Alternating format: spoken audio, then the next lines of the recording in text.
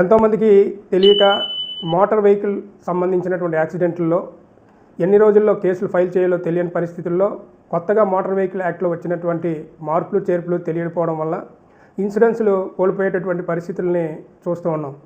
అటువంటి వాటిని వారి దృష్టికి తీసుకురావాలి. ఇన్సూరెన్స్ ఫైల్ చేయాలంటే ఎన్ని రోజులు పడుతుంది, ఎన్ని రోజుల్లోపు దీన్ని ఫైల్ చేస్తేనే మీకు అందుతుంది అనేది మనం ఈరోజు ఈ ఎపిసోడ్లో చూడబోతున్నాం. ముందుగా మిత్రులందరూ కూడా మన ఈ సోషల్ మీడియాని సబ్స్క్రైబ్ చేయండి.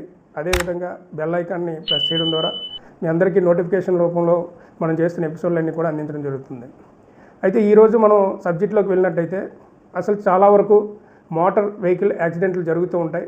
ఈ మోటార్ వెహికల్ యాక్సిడెంట్లు జరగడం వల్ల అది కార్లు అవ్వచ్చు, బైకులు అవ్వచ్చు, లారీలు అవ్వచ్చు, ఇక ఏదైనా భారీ వాహనాలు కూడా ప్రమాదానికి గురైనప్పుడు ఎన్ని రోజుల్లో ఈ క్లెయిమ్ని మనం తీసుకోవడానికి ఇన్సూరెన్స్ ఫైల్ చేయాలి అని ఒకసారి మనం చూసినప్పుడు